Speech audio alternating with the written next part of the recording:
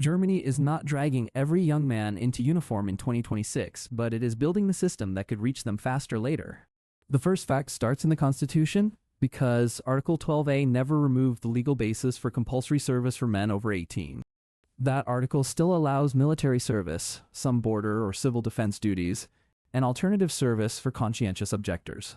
After 2011, Germany did not abolish conscription completely. It suspended it, which means the legal door never truly closed. The new framework that began on the 1st of January 2026 does not restore blanket peacetime conscription right away. Instead, it starts with compulsory parts of registration for men, while service entry remains voluntary for now. All 18-year-old men must complete an online questionnaire about availability, qualifications, and interest in service. Women may take part voluntarily, but women are not required to complete that same compulsory registration step. From the 3rd of July 2027, men born in 2008 and later are meant to undergo mandatory medical evaluation as well. So the immediate burden for many young men is not automatic barracks life. It is paperwork, screening, and being placed into state records.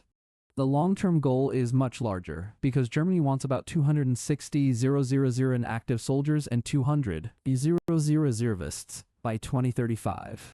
That is a major increase from roughly 4,000 serving soldiers at the end of 2025, and it reflects a new security mindset. Berlin's 2026 strategy documents identify Russia as the main direct threat in the Euro-Atlantic theater after the Ukraine shock. Those documents also stress homeland defense, hybrid attacks, air defense, long-range strike, digital systems, and wider societal resilience. For ordinary men, the real risk changes by category, and this is where rumors often confuse people. Men who have never served are not currently being pulled into mass service, so the near-term risk stays limited. That risk means compulsory questionnaires now, medical screening soon for some birth years, and the chance of stronger laws later. Former soldiers and current reservists face a more direct connection to the state's growing reserve system and faster mobilization planning. Germany is expanding reserve structures and training so trained people can be called up more quickly during a crisis. Reports in 2026 also point to stronger powers for compulsory reservist training, even if some details remain uneven in public discussion. One big unknown is what Germany will do if volunteer numbers stay too low while security pressure keeps rising. Some policymakers have floated lottery-style ideas used elsewhere in Europe, but legal critics question fairness and equality problems. Another unknown is speed, because turning political goals into trained troops requires time, instructors, buildings, and equipment. Even analysts who support expansion doubt the Bundeswehr can transform itself overnight into a much larger force. Service length matters too, because the new system aims at least 6 months for basic military training.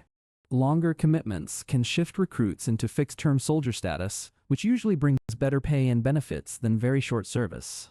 That means Germany is not only chasing numbers, it is also trying to make service feel normal and socially acceptable again. For young men in 2026, the risk really comes in 3 layers, and keeping those layers separate prevents panic. Layer 1 is already real, the mandatory questionnaire for men and the coming medical exams for certain birth cohorts. Layer 2 is conditional but possible. If volunteers fail and threats rise, Parliament could activate stronger compulsory service for men. Layer 3 is crisis level. In a true state of defense, the government's power to compel military or civilian duty becomes much broader. So Germany has not fully returned to universal peacetime conscription, but it has clearly left the old post-2011 comfort zone. It is rebuilding databases, screening tools, reserve capacity, and legal pathways so the machinery already exists if leaders decide they need it.